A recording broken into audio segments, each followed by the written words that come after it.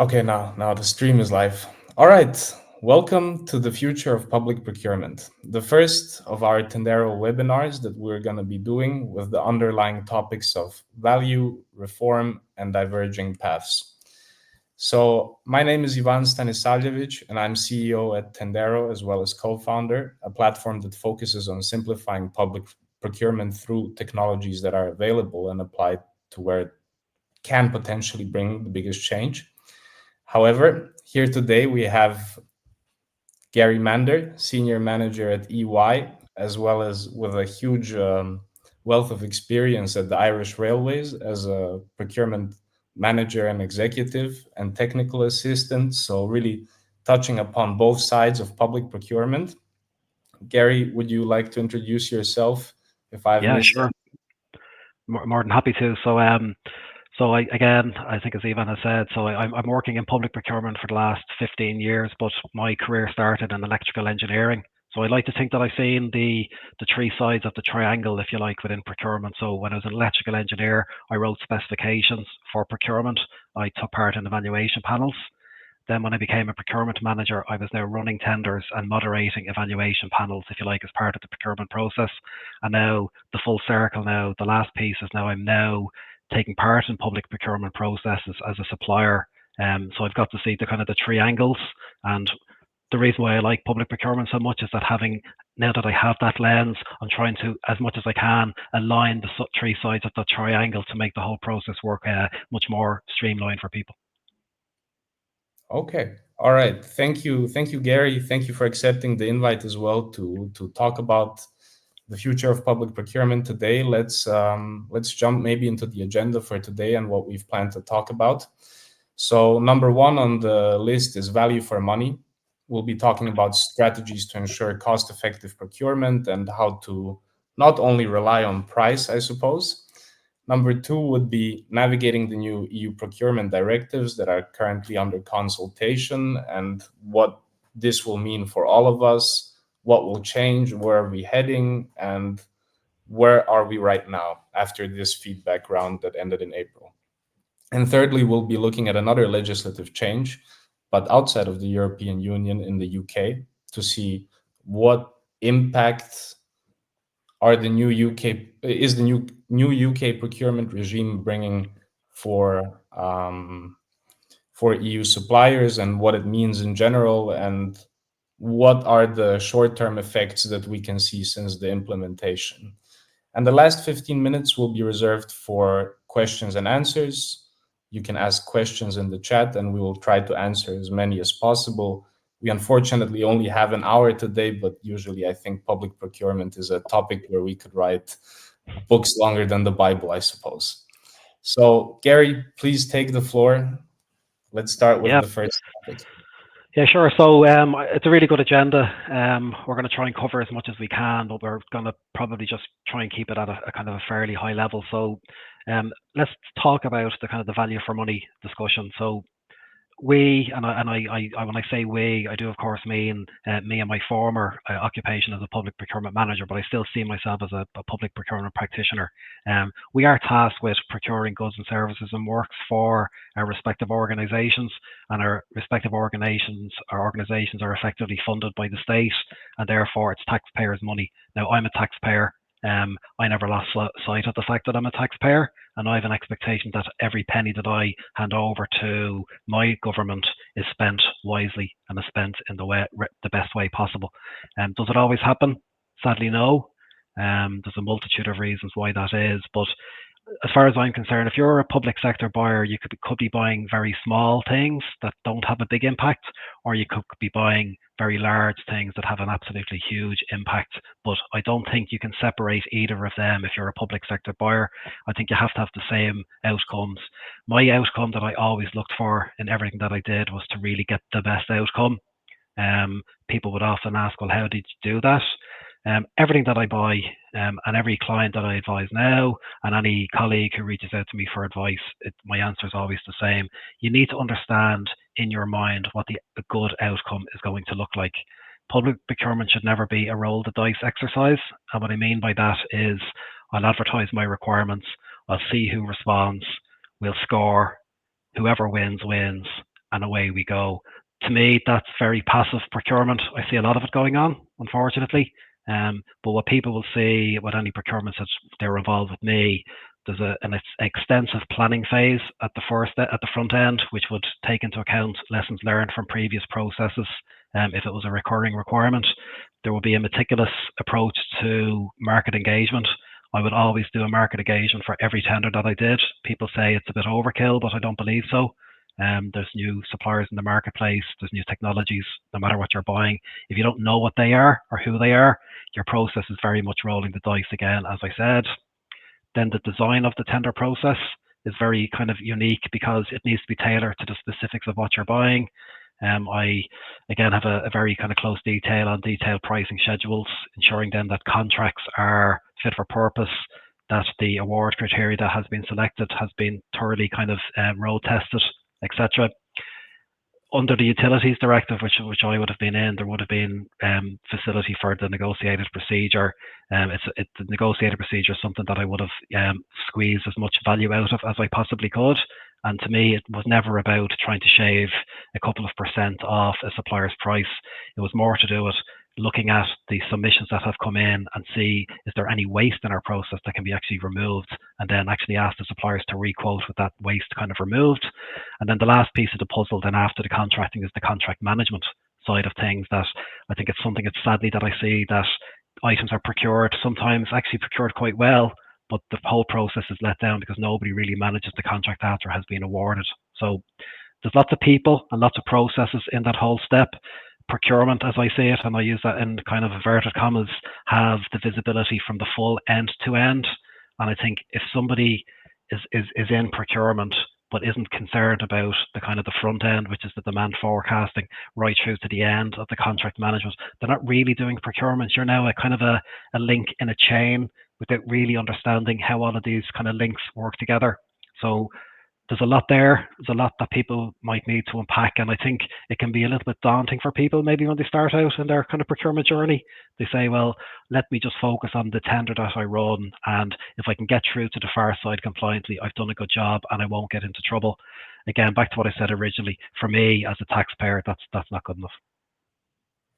I fully understand that, but as a taxpayer, we also always probably want to spend the least amount of money, and often the outcomes of tenders are based on price. But do you see a reform possibility there to not only look at the cheapest price, but also to take in account more the quality, the delivery time, the services you get around the product or the service you have procured, like maintenance? Is that important to you? Do you see like a possibility for change in that aspect? Yeah, so it's a really great question. So there'll be a bit of a theme through the discussion that we have today, that the directives actually spell out that it's not all about lowest cost, and they move to the kind of most economically advantageous or the best kind of price quality ratio. And it was the first time that they really spelled out and said, guys, if you're going to be buying stuff and you're only basing your procurement outcomes on the cost, you're really not going to get the best solution, if you like. Within the directives, it makes reference to life cycle costing. It introduced a lot of kind of peripheral types of criteria that can be used within the procurement process itself. But funnily, there was never really a big uptake in it. And my personal opinion is that some contracting authorities or some countries feel that if you move too far away from lowest costs, you make the procurement process that bit more complex and a bit more risky.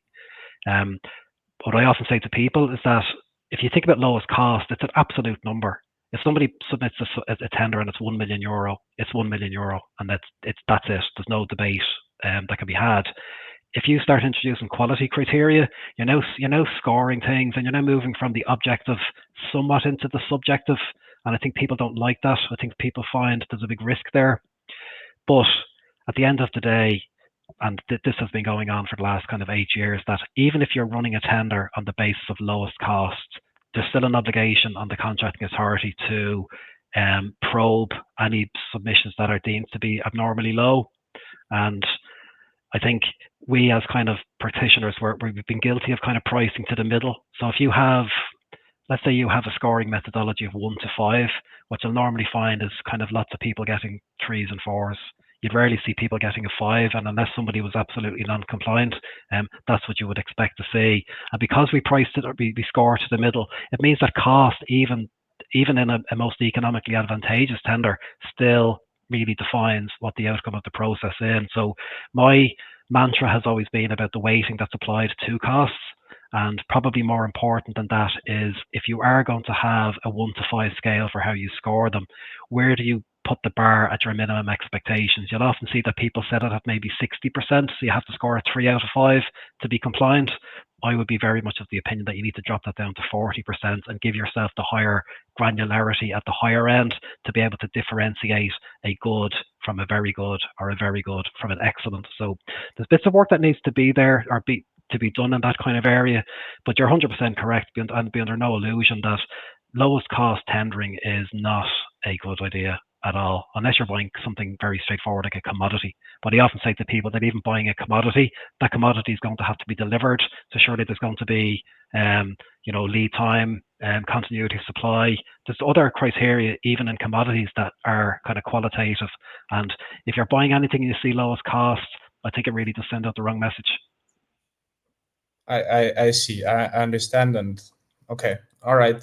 But my thoughts are as well, like, is it really applicable to not go by lowest cost? Because there's also member states in the EU that are not at an economic advantage. So comparing Germany to, I don't know, let's say Bulgaria.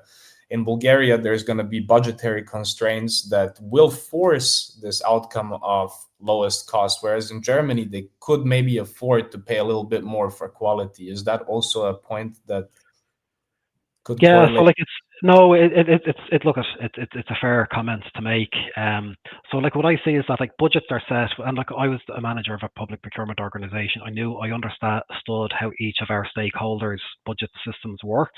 So if we had a budget for €1 million for a commodity that we were buying over a period of time, if I could make a 5 or 10 or 15% saving of that, that money didn't disappear.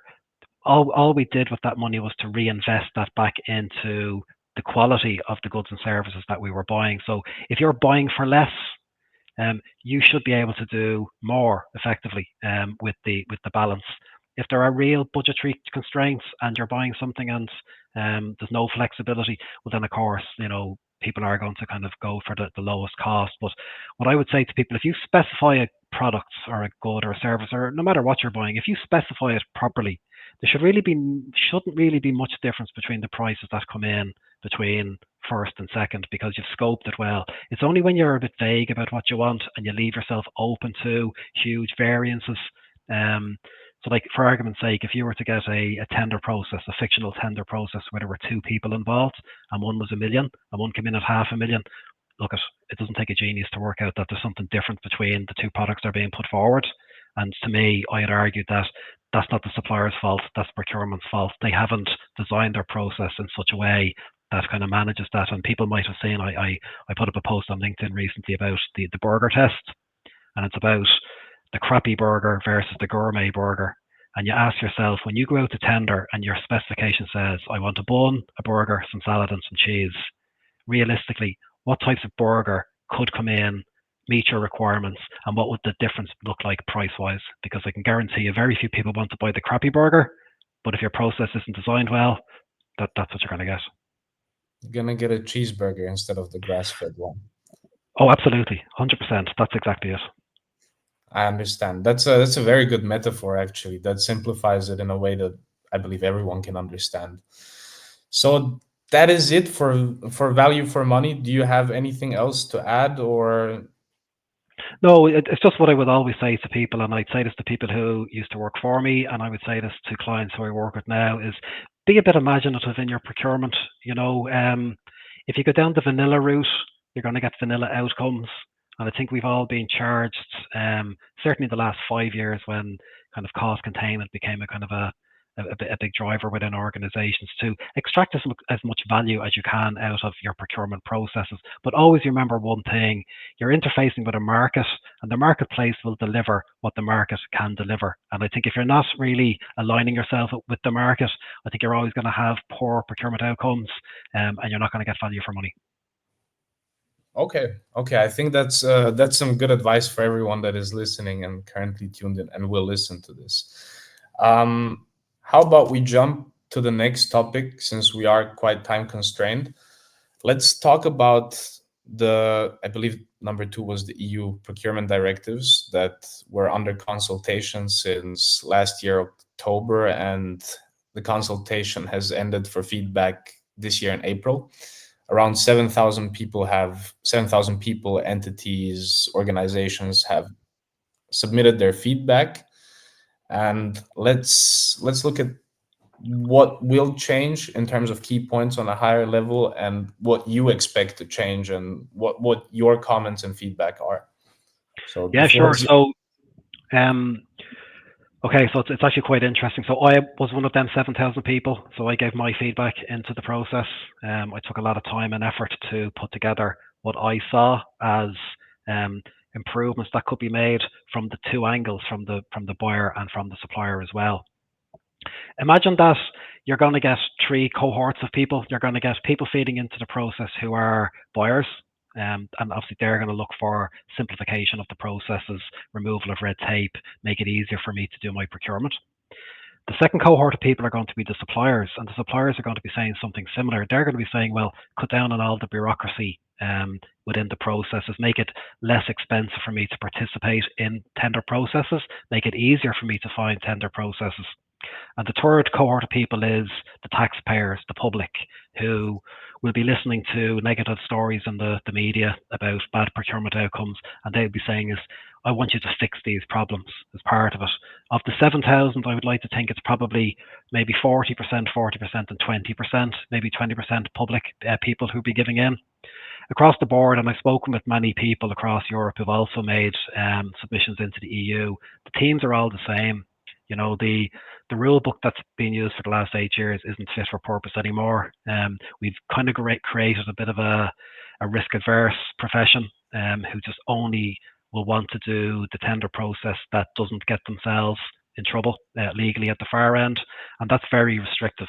Okay, there's a very poor, and it's been reducing year on year for the last maybe 5 years now, of the amount of companies who are taking part in public procurement processes. Less competition is bad for everybody, but it's kind of a symptom of a wider problem. If you're continuously taking part in tender processes and you're getting bad, inaccurate feedback, if you feel that it's a bit of a race to the bottom, you're not going to be taking part in these kind of tender processes. So there's going to be a bit of feedback in and around that. And this kind of unified framework, like we do have that, but the vast majority of member states who transpose the directives into their own national legislation, they really went verbatim. They just took the wording and dropped it straight in. That's what Ireland did. We moved slightly outside on the remedies directive. We went for 14 days as opposed to 10 days, but primarily we stuck to the wording that was in the kind of the EU directives. So we're in a great opportunity now. There is a market consultation going on where people are being asked for their opinion. But remember one thing, we've been here before, you know, the directives that we're currently operating to, there was a similar process that went on then. And I was actually reading the notes there just before Christmas last year, and it's the same stuff, you know, it's SME access to public procurement. How do we be a bit more innovative? How can our procurement processes be a little bit more flexible to be able to, that would lend themselves to better procurement outcomes? We're going to be in the same situation. So if you can think about having been through a process and that the current directives were a kind of a rebirth of what went before, did they deliver? The jury's out. I don't think you could say that it's been a wholesale success, the directives. So the question would be, well, what will the new directives look like? I have my thoughts. I think there will be some alignment with what's gone on in the UK with the Procurement Act, which we will discuss kind of later on, looking at more flexibilities within the procurement process. Something strange, for argument's sake, is that in Irish context, and this will be similar across Europe, that if a public sector organisation wants to use the competitive procedure in negotiation, it can only be done under certain circumstances, versus the utility sector, who can use it universally. And I always ask myself, why does the money that the utility sector spend, why is that to be spent more flexibly than the public sector? Public sector are equally buying very kind of complex goods and services, IT. You're now moving into a kind of a world where people are trying to buy artificial intelligence type tools that are very, very complicated. Like, how realistically can you procure them under an open procedure or a restricted procedure? It's actually quite difficult. So I think you'll see a little bit of blending there. I think there will be a huge focus on the outcomes of what public procurement is meant to do, because I think that's the stuff that was only really the surface was scratched as part of this current directives that we have. So in the UK, they've moved to a more kind of mission-led types of procurement. They've now got like a national public procurement policy statement, which sets out the tone as to what the expectations are from the public sector procurement community as to the types of outcomes that are going to be driven. We don't currently have that anywhere in the moment, and you can see the good example of that will be sustainability. That sustainability came mainstream in the last 5 years, but it has to be procured within the constraints of the current directives that are there. And the big, obviously, stumbling block there is the linkage back to the subject matter of the contract. And if you're trying to procure anything and have a social elements to it, it's very difficult to buy certain goods and services and link it back to the subject matter of what you're trying to buy.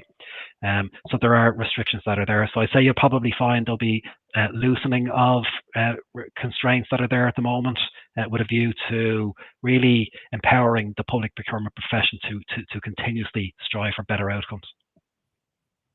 Okay.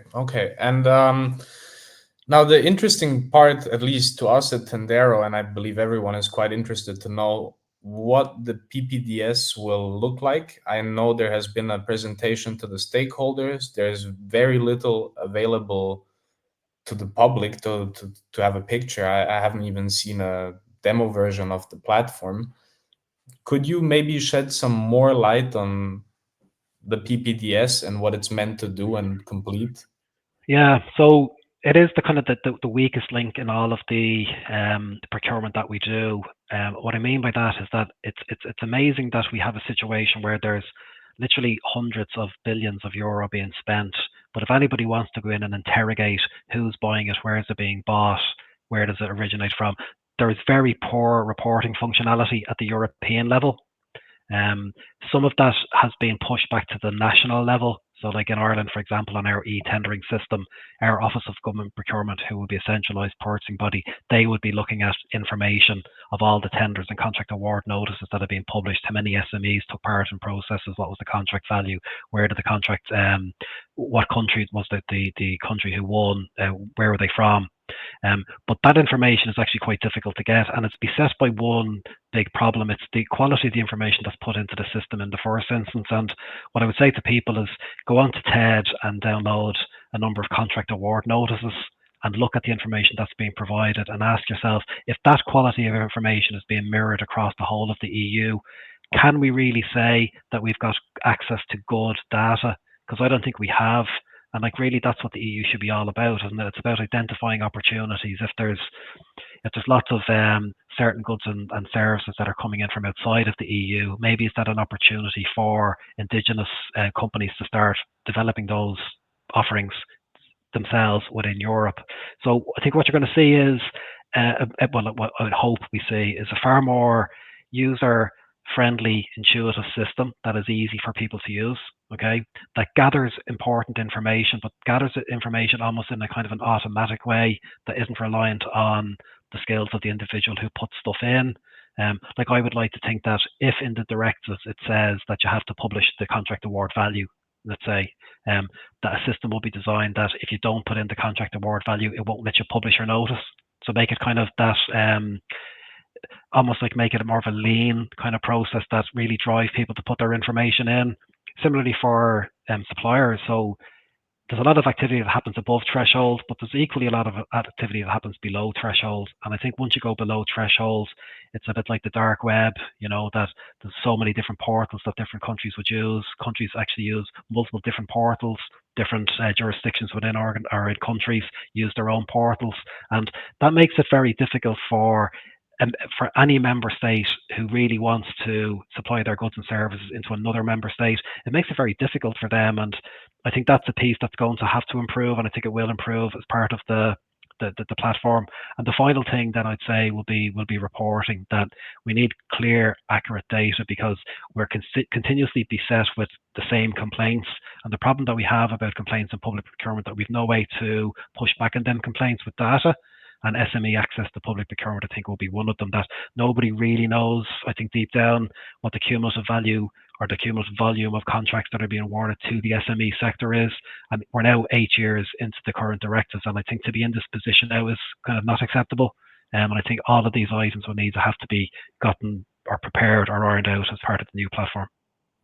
Okay, that's a very interesting take. We've already got some questions, but I would take them in the end, and we'll come back to them and answer them. But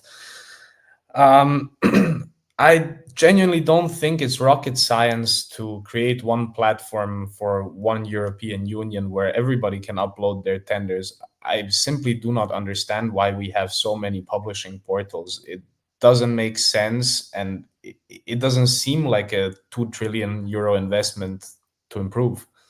So I think and I hope that the PPDS will encompass more clarity in those terms, because I believe the SME participation could increase just by that. I think so, but I'd say one thing as well is that below the threshold set by the EU, and that's aligned with their obligations under the World Trade Organization, the GPA.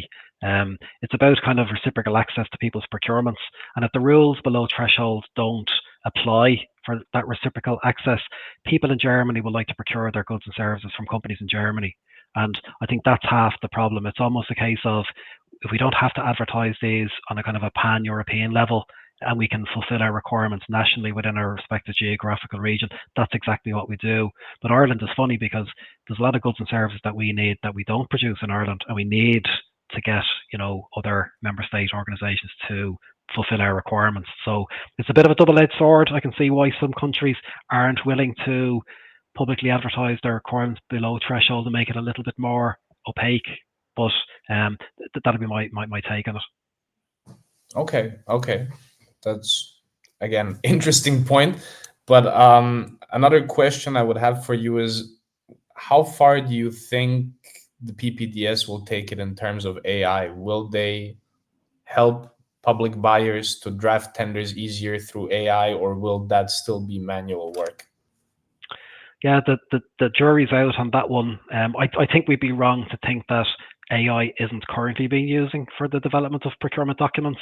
And I know for a fact that AI is certainly being used in the preparation of tender submissions. So I think anybody who thinks that the floodgates can be closed, I think will be kind of wrong with that regard. But I think what there will need to be is more kind of guardrails put in place as to what will and won't be accepted as part of both the drafting of the tender documents and the submissions of the tenders. Obviously, the natural progression from that then is evaluation processes. Will AI be able to assist contracting authorities as part of the evaluation process? Again, my gut feeling is yes, I think absolutely. But I think at the same time, there is going to have to be an ultimate human person who is going to be ultimately responsible for any decision that an AI, even an AI assisted solution, can come up with. The other thing to, I suppose, to remember is that, like, technology is moving so fast, and like even 2 years ago when I first heard of ChatGPT to where we are now, and how we're kind of embedding it even within AI and a lot of solutions that we do, in EY for our clients, that it's just moving so fast, and I'm constantly coming up with different ideas that we might be able to augment some sort of an AI solution into a previously kind of manualized process. And stuff that you wouldn't have been able to do like 12 months ago is actually quite possible to do now. So whatever platforms we come up with, whatever technologies comes up with, it'll have to be obviously future proof, because I think if we were having this conversation in 5 years' time, I guarantee our minds will be blown as to what we're actually doing. So I think it's no point introducing something now and saying that that's it, we're not going to move from here. It needs to evolve, because if it doesn't evolve, it'll just become obsolete. Okay. Well, in 5 years, maybe we won't be even using AI. We'll be using a living robot that is sitting next to you, Gary, and writing all these things down, and you're just telling it what to do. So there's that possibility, but we somehow have to work with the tools of what we have right now. Maybe that's not as future proof, but I think it can still add value, because public administrations, I'm sure, have a tough time finding people, just like the private market has, to employ. And I even think AI in terms of education for these positions could help a lot. Yeah, I totally agree.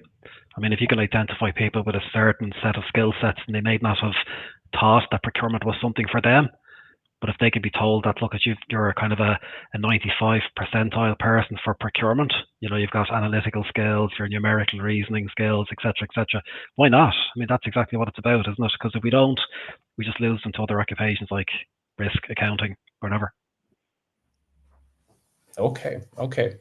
Perfect. Now that we've covered the second point, let's maybe move on to the third point. This is the new procurement landscape in the UK, so the 2023 Act regime of public procurement. How does that differentiate to the 2014 directives? What major changes have been made that diverge paths from the EU, and what is the impact on EU suppliers with the new UK public procurement regime? Yeah, so like they're all really great questions. So like for people who may not be aware, the UK's new Procurement Act went live in February this year. So they're only a couple of months now into it. It was supposed to start in October last year, but the central digital platform wasn't ready. And the new Labour government that came in wants to rewrite the NPPS, which is the National Public Procurement Policy Statement. So it was deferred until February. At a very high level, there was a couple of wrongs that the UK government wanted to make right as part of this process. And at a very high level, they were around transforming the procurement process to make the systems more flexible for the buyers. People would have talked about how, oh, look, I'd like to do those things, but the process wouldn't allow me to do it. So how did they achieve that? Well, people with public procurement in the EU knowledge will know that there's 5 different procedures that can be used. Obviously, in the public sector, the open procedure is the one that's used the most. They do have access to the restricted procedure as well. There's the competitive procedure and negotiation. There will be innovation partnerships as well, and the competitive dialogue. What the UK have done now is that they've only got 2.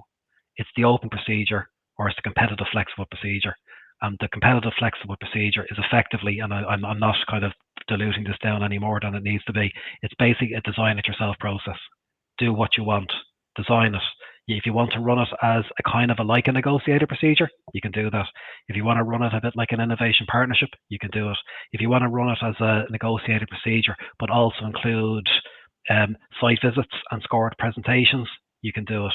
You basically design it yourself, and there's no restrictions on when you can and can't use the competitive flexible procedure. Whereas at the moment in the EU, only for very complicated requirements are you supposed to be using the competitive procedure with negotiation. So really the handcuffs have been taken off, and as I say to people, that's the government putting it up to the public procurement community and saying, don't come to me and tell me that your processes are too rigid. You can design it yourself. Okay, all of the outcomes that the private sector would historically have kind of championed and said that they would be able to achieve, very same in the public sector now, that can be done. Okay, but on the flip side of that, a common theme about public procurement across Europe is transparency. And there's a feeling that the procurement landscape within the UK wasn't very transparent.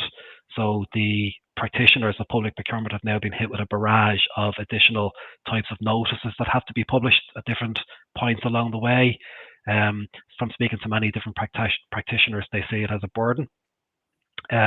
I don't think it's a burden really, because I think some of the notices, all the notices are being published on the same essential digital platform. There's a very small amount of information that needs to go into it. But the thing that they've put into it now, they've expanded the notion of contract management, which I think is a really good thing. And I think I touched on it kind of earlier on, that if you're not doing that contract management piece, you're missing a piece of procurement. And for the first time, contract management has now become part of the procurement discussion as part of the Procurement Act. And what it means is that if you have a contract that's above €5 million, you have to at least once a year publish KPI and scoring for your supplier who you selected. That has to be published, so anybody can go in and see how these suppliers are performing. There's a new debarment regime, which is something that the EU never really got right as part of the last directives that are there. So if you've a history of not performing in public procurement in the UK, you can find yourself on debarment lists, which could potentially cut you out of public procurement for a period of up to 3 years. There is a self-cleansing mechanism, but that is there as well. Pipeline notices, if you're a contracting authority who spends more than £100 million in a year, every year you have to publish a 18-month forecast of all of the tenders that you're going to be publishing to give the market an opportunity to get themselves ready. Which me, now looking from the private sector, it's one of my big complaints is that I might be very busy doing my day job. When I finish my day job in the evening, I might be responding to a tender, and then somebody might come along and say, I've got a great tender now that maybe EY might be interested in. They might not realize that we have finite capacity, and sometimes we have to turn away tender responses because we're working on other things. It's not because we don't want to do the work, it's just we don't have the resources to be able to respond to these. So if I knew 6 months in advance that there was a tender coming out for services that I think we could provide, would I be able to mobilize? Would I be able to have a team ready and have that kind of capacity? Absolutely. So I think the pipeline notice is actually very good. Conflicts of interest have been expanded now to not only during the procurement process, but also cover contract management. So it's a live living document that has to be used over the kind of the 5 years. So I can see a lot of kind of good tweaks and changes that have been made, but I think the biggest ones really are the competitive flexible procedure. That one opportunity for the public sector community to effectively design the procurement processes themselves. Uptake has been very slow. People are still kind of reverting back to kind of what they're used to on the open procedure. I think people who've used the negotiated procedures in the utility sector will be more kind of on board with doing processes like that. But if you can imagine, if you're in a job for the last 5 years running open procedures, you're not really going to jump into the fire and start doing competitive flexible procedures, because it is a kind of a slightly different skill set that needs to be done.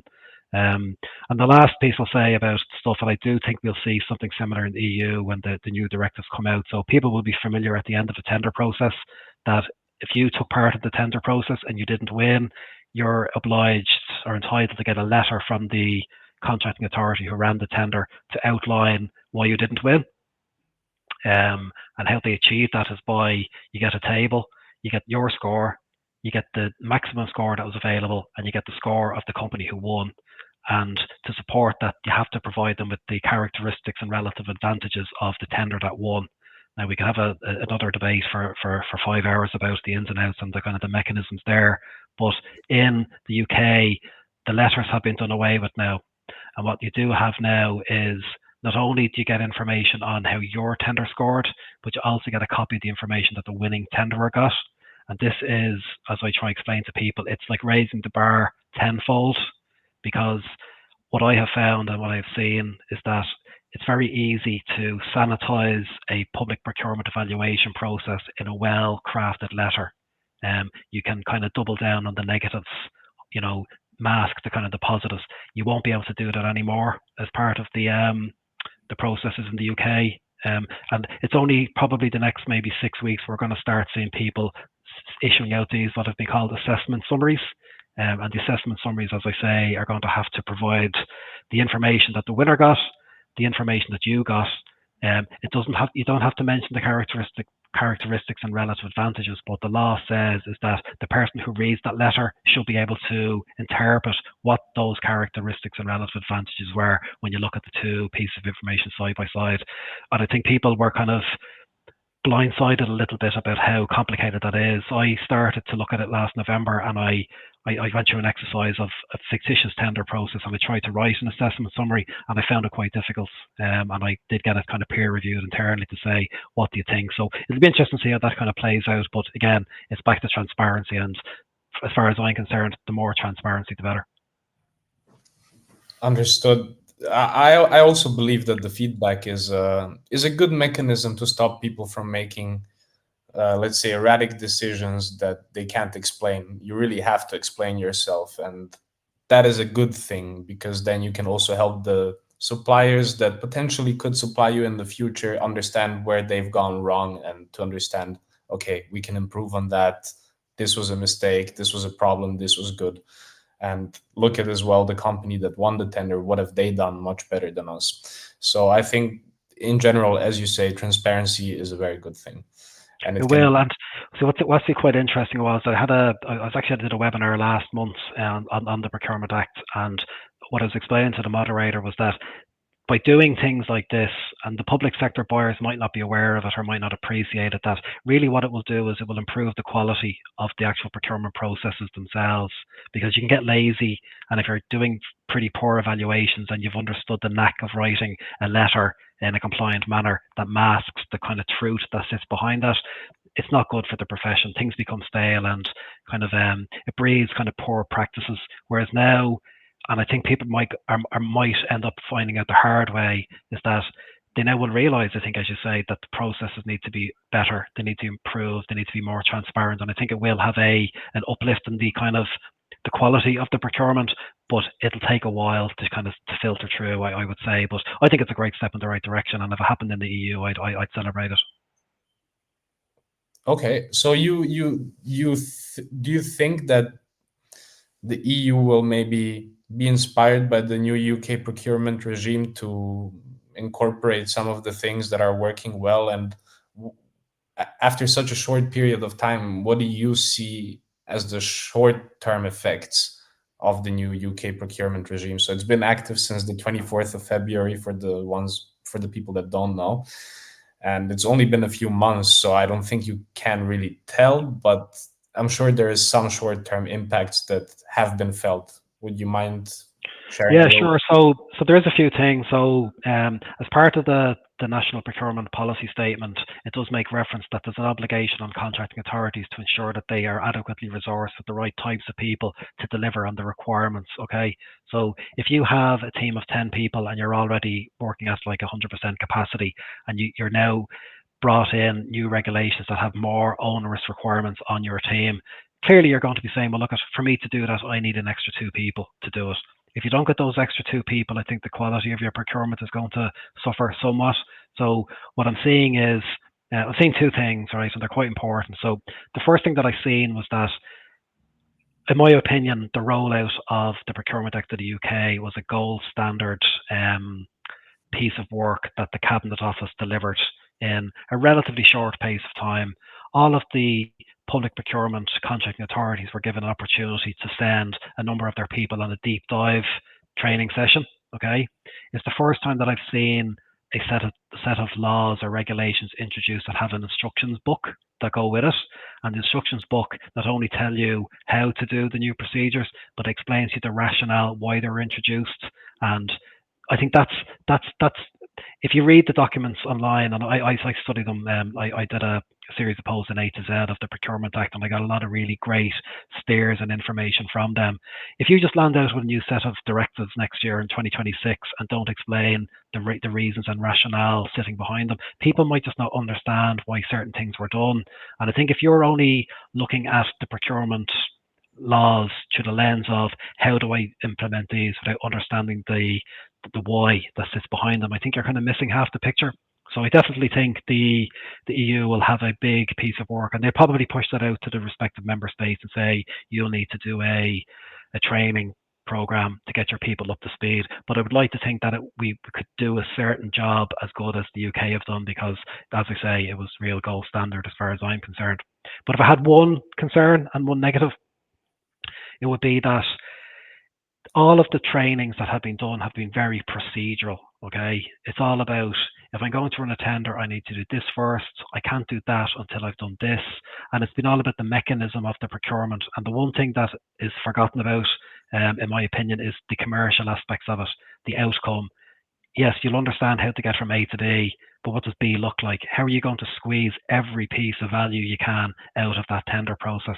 And maybe these commercial skills don't reside across the contracting authorities in the public sector, I don't know, but I would have liked to have thought that there would have been a more emphasis on, we're giving you these tools, that these are how we feel you're going to be able to orientate your procurement processes to get the best outcome. It's a bit light on that detail. Back to what I said, I think originally, that no matter what I'm buying, I've only one thing that I'm really interested in, is to fundamentally get the best outcome for the contracting authority that I'm either working for or working for as a kind of a client engagement. I'm relentless in my pursuit of getting the best outcome. I just don't see that really formed as big a part of the rollout of the Procurement Act than I would have liked to have seen. So maybe that's something that the EU may need to look at. But at the end of the day, irrespective if you bring in, the best procedures in the world, it's really up to the practitioners to use that in the best possible way. And you would have to ask yourself, maybe, do we need different types of skills coming in with more kind of commercial orientation into the public procurement profession to get those better outcomes? Okay. All right. But do you think that implementing such large legislative changes supranationally is a lot more difficult than what the UK did in 2 years? I mean, since 2023 to 2025, and before that, the planning. This may take like 10 years in the EU, no? Well, I suppose if we take the last iteration, the 2014 directives that they were published in 2014, and member states were given a 2-year window to introduce that into their own national legislation. I think it might be similar again. You're right, it is not a very, very straightforward process. There's a lot of national rules need to be changed, laws adopted, etc., etc. But fundamentally, there are a set of directives that are going to be introduced at a European level, and member states aren't going to get a opt-out clause for all of it.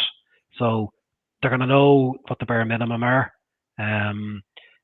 To me, it'll all depend on how radically different they turn out to be from what we kind of currently have. And if you look at the Procurement Act, actually, if you read the Procurement Act and then read the directives, there's a lot of commonalities that are still there because they're kind of hamstrung by the GPA and the World Trade Organization. So you can't do like really kind of crazy stuff. But there is a kind of an opportunity for contracting authorities taking the steer that's given to them from their respective governments and through the legislation process, and I think really highlight the areas that are important rather than spending too much time looking at the mechanisms that need to be kind of followed to deliver in line with the compliant tender process. So it can make it as big as they want and small as they want, but the UK rollout, as I say, was superb, and with more people involved, and I think if they follow a similar structure of those deep dive levels and then the kind of the instruction manuals, as I say, member states should be able to get these things done easily within 2 years. Okay. Let's hope so. So let's move on to the question section, the Q&A, and there's a few questions for you. One by Mr. Fritz. Aren't they always vague? I've never seen a tender where in the actual tender documents you have enough concrete information. Okay, that's a good question, Peter. What I'd like to say is that you probably haven't seen any of my tender documents. I'm meticulous in my tender documents. I'm deliberately not vague. I'm doing a piece of work for a client at the moment, and I'm getting them to go through significant levels of documents that get aligned so that we know exactly that we have a full throughput from what the ask is in the specification, right through to the question that's going to be asked, right through how the scoring methodology is going to align with that, and the weighting. So I take your point. I do see a lot of vague tenders. And when I say to people that if you get a vague tender, you get a vague evaluation, you'll get a vague outcome, and you could possibly get a bad outcome, in my opinion. So I wouldn't say that they're always vague, and certainly what the law would say is that they're not allowed to be vague. So if you're seeing vagueness within tender processes, I would always encourage people to push back. It's one of the things that you regularly see. People say, well, I don't really want to put in a clarification question now and say that that's vague, or, I don't really understand what you mean there. I think that's a lost opportunity. I'd be pushing back every occasion. I'd be saying, item number 6.3, that makes no sense to me. It's vague. Can you please clarify? And that's what I'd be doing. I suppose we gotta adopt the Gary Mander standard. Well, think about back to my burger tests. If I get a tender document and I see it, and I'm not sure whether they want a gourmet burger or a crappy burger. If I don't clarify that with them, I'm now taking a punt, am I? Because if I go with the crappy burger, I could lose on quality. If I go with the gourmet burger, I could lose out on price. So the onus is really on me, as somebody who's taking part in that tender process, to really not submit my tender unless I actually understand. And I had a discussion with somebody recently, and we were talking about a particular tender that they were responding to, and the individual said to me that they they showed me the question that was asked, right? And they said, now that's the question that was asked, but here's what they really meant. And I said, I have to stop you there. It's not up to you to kind of read between the lines as to what somebody meant by a piece of text. The text is either clear or it's not. If the text is not clear, you clarify. You don't try to surmise. You don't try to get in the mind of the person who wrote it. You have to clarify with them, because otherwise, again, you're breeding that kind of continuous stream of poor tenders. Unless people start pushing back, I think we probably will see poor tenders into the future. Okay, I think you mentioned the metaphor of like, if I just say bun, cheese, meat, I can get any type of burger. But if I don't specify exactly that I want grass-fed beef, I want Emmental cheese, I want a gluten-free bun, you will not get what you wanted to. So I guess you should be not vague at all. You should make it as simple as possible to understand, but still stay in the range of clarity. There's another question that we've gotten from Miriam. How do you see LCC in the future? So what I'm going to say is that you're going to see more clarity in the next round of directives, and we are going to move towards more robust and reliable methodologies for calculating LCC. Now, there is some good information on the EU website at the moment with different life cycle cost models that can be used. But the last big tender that I ran in my former job was for a new set of trains. Okay, and we took a 35-year life cycle cost as part of the evaluation. Now, cost is cost. That's black and white.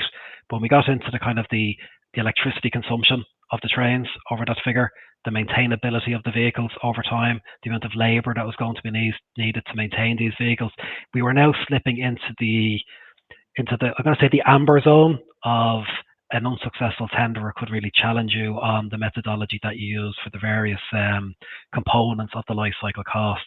So if we look at the NHS in the UK, so all their large suppliers have carbon reduction targets to meet.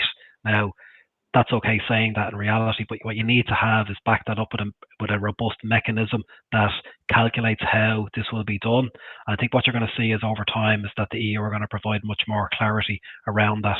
It will take life cycle cost is actually quite interesting, because I think everybody can do it if it's only a case of trying to calculate it for internal purposes.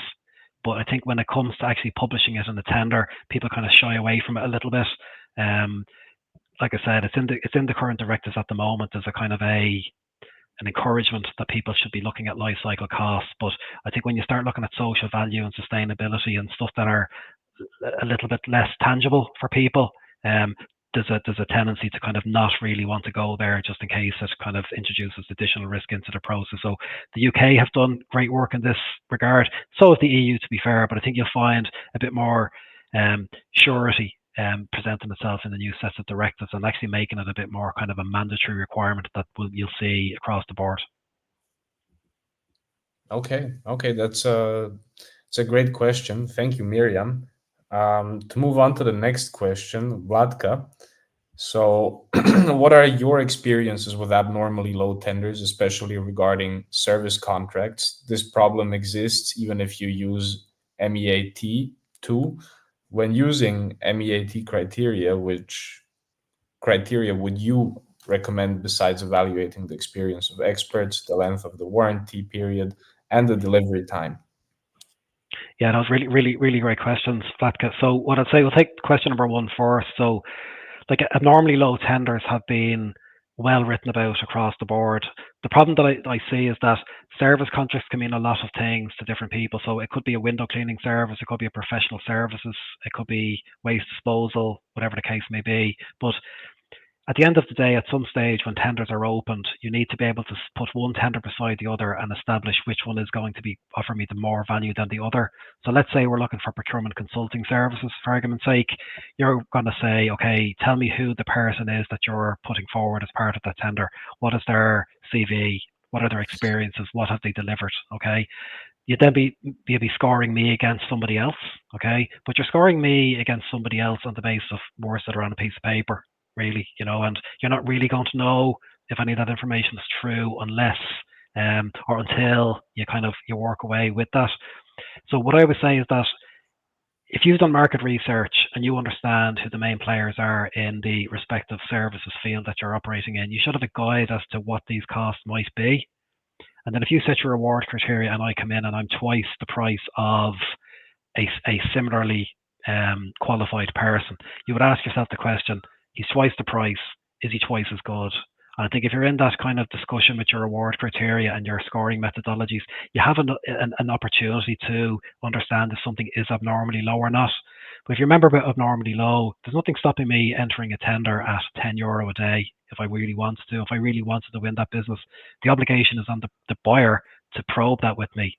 And they say, are you really sure you can do this for €10 a day? And if I say yes, really you've done all you can do.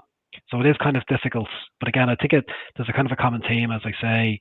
It's back to the structure of your tender process and how you probe the quality of the individual resources that are being done. I mean, if you take another example, if it was to be, I don't know, office cleaning, for argument's sake, that if you have an incumbent provider who's doing the job at €1,000,000 a year, and somebody comes forward and says, I can do it for €500,000 a year, although it's a qualitative difference, you need to kind of probe that under the abnormally low microscope, because you need to ask yourself, are you satisfied that the quality of the cleaning services will be to the same standard as your minimum expectations within your tender? So you kind of need to ask those questions. So what I would say, it really depends on the type of service contract, but it does link itself back to the quality of the tender process and the design of it that you kind of put forward. Question number 2 then, when using meat, which criteria would you recommend beside the experience of experts, the length of the warranty period and delivery time? Okay, so it would depend if it's a services contract versus a kind of a supply contract. What I always do is, the first place that I go is the pricing. And I want to develop out a pricing model that covers every potential euro that's going to be spent over the life of the contract, okay? And so if that's a supply contract, I'm looking at maintainability, I'm looking at reliability of the products. If it's a services type contract and I'm using meat, of course, I'm very interested in the quality of the resources that are being put forward. But I'm also looking about how the account is going to be managed. I'm also looking at, like, what's the availability of these people going to be like? If it was to be a procurement consulting engagement, I'd be saying to myself, well, how are you going to measure the output, the quality of the outputs of this? As in, how are you going to get a better tender outcome than maybe somebody who else is taking part in the process? So you're looking at the individual process and you're trying to really determine, and it does go back to the kind of the burger test. It's that, how do I really know what the real quality aspects of this, and how do I know of that what's going to drive the most value as part of the tender process? But like the length of the warranty period and the delivery times, warranty period is directly related back to cost as far as I'm concerned. If you push the warranty period out beyond a period that the suppliers don't normally operate within, that has a cost implication, because they have to obviously do the calculation of what potentially that warranty would look like. And the delivery times, again, is very important, but only important if it is important. What I mean by that is that if you're buying something and you're holding 6 months worth of stock in a warehouse somewhere, and a delivery time of 2 weeks versus somebody else whose delivery time is 4 weeks, do you care? Not really, because you just have to adjust your stock holding levels accordingly. So I'd be looking at each tender process in its kind of on its own merit, but I'd be really looking under the hood at cost. That's all I'm interested in. And then when I understand the cost, I can then start applying weightings to the other criteria that deliver that cost. Okay. I have a question regarding the first answer you gave. If there is with the example you've provided, if there is €1,000,000 contract for services in terms of cleaning, and somebody says I can do it for 500,000, are there not any implications in terms of like fair trade? Like, what is happening here? Am I just employing one person to clean the whole building instead of 12 that were employed before? Like, is it socially acceptable to make these changes?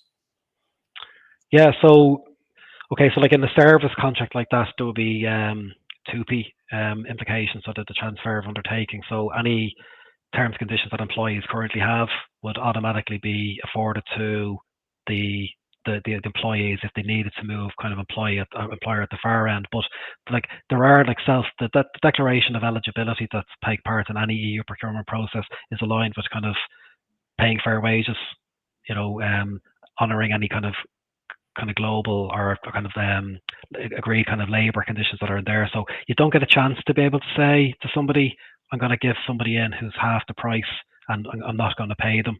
Or I'm expecting them to work 60 hours a week for the kind of daily rate. It doesn't really work like that.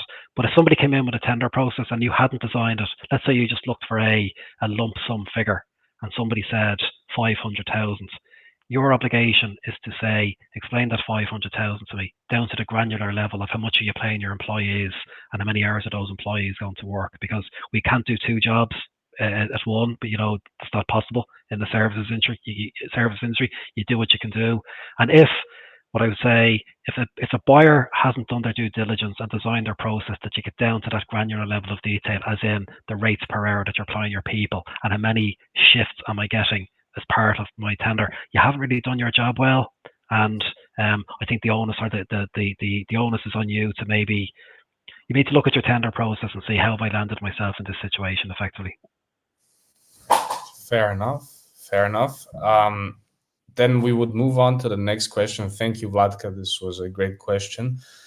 Carrie, if there is vagueness in the tender, which actually happens more than you would think, then how can AI possibly be ready to help assist in the procurement process? Wouldn't that just be equivalent of using a bad procurement manager to train a new procurement manager in perpetuity? And if social value was never an emphasis, that won't really show up in the AI output either, right? Because AI works on historic data. It does, yes. Yeah.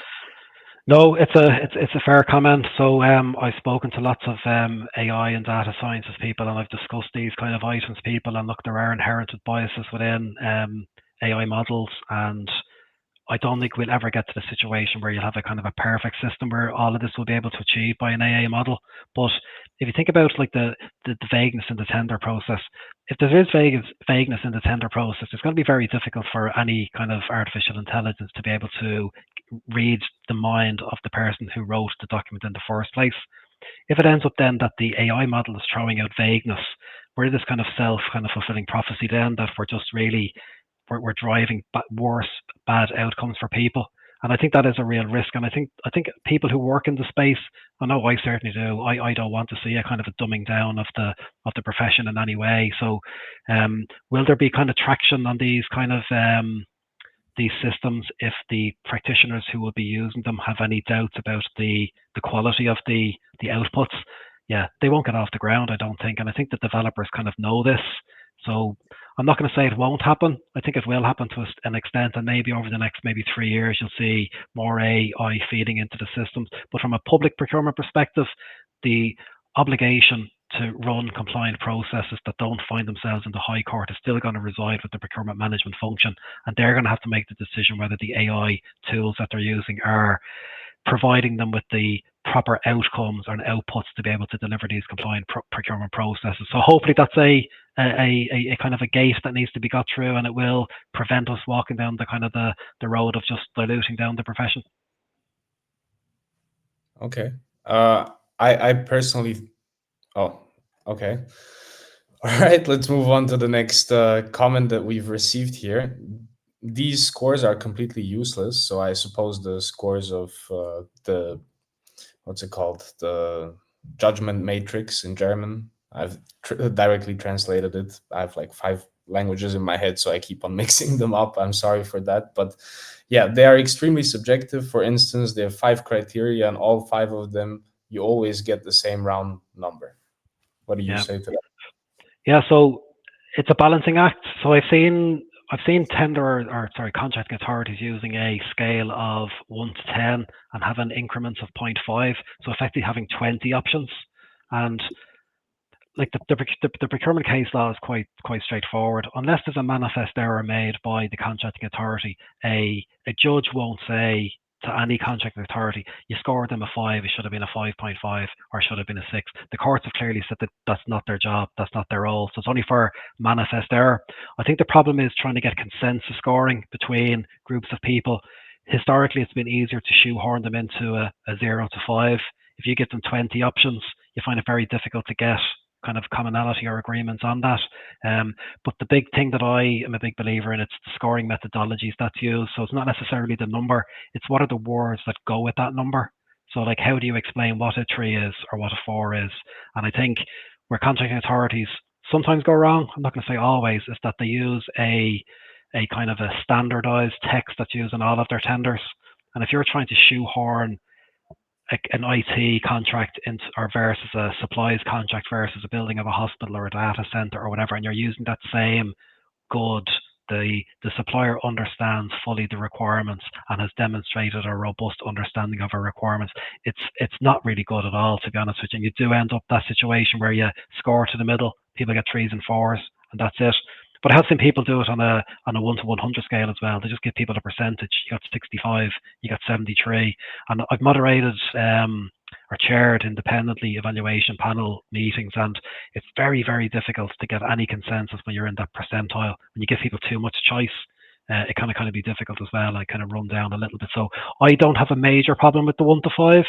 If you really ask me, I'd go to 1 to 10. I'm comfortable enough with that, but only if we have wording that goes with each of them criteria that really spells out what a 4 is, or what a 5 is, or what a 9 is.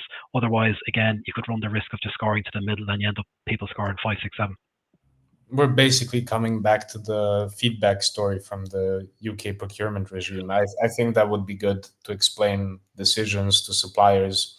It will also help other, I think, contracting authorities understand what colleagues do in the same industry. But to move on to our last question, I'm sorry we've taken a little bit more of your time, Gary. I hope you don't mind, but people are very interested in what you got to say. As I said, you are the rock star of public procurement. Sold out arena today. So the last question here that I have by Vladka is, the auditors usually dislike assessment of organization and methodology, rationale, strategy, etc. Have you not had such experiences?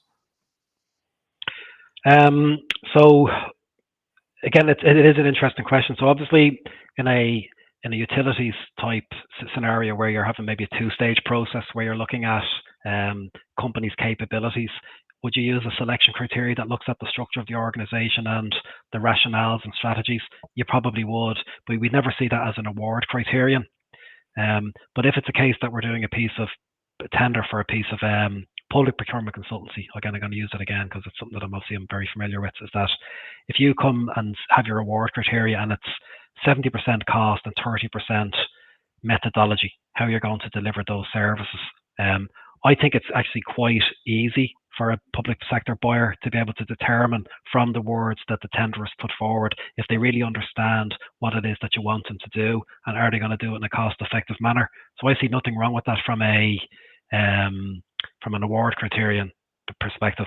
I think if it's worded right, I don't think it can be subjective. Again, back to what I said about the associated scoring methodology and the words that are going to be used as to what a 5 will kind of look like. If you're just saying they've put together 2 pages and it's very clear as to how they're going to do it, and therefore they have to get an excellent, I think really that's another hang up of the standard scoring methodologies. Then fast forward to if you had put in a very strong methodology of how you're going to supply the services into a company, and the feedback that you get is equally not transparent and a little bit subjective. You know, you say, well, you haven't really understood what it is that we want. Well, I can tell you that when we respond to tenders, and I deal with a lot of people outside as well, that a lot of time and effort goes into really understanding what it is that the person is looking for, and they really do put together a very bespoke response back to the requirements that are given. So really, they do go out of their way to do it. From an audit perspective, it shouldn't really matter unless it's the case that somebody is an incumbent provider and they continuously win work, and feedback that's given to unsuccessful companies is that you don't understand that we want.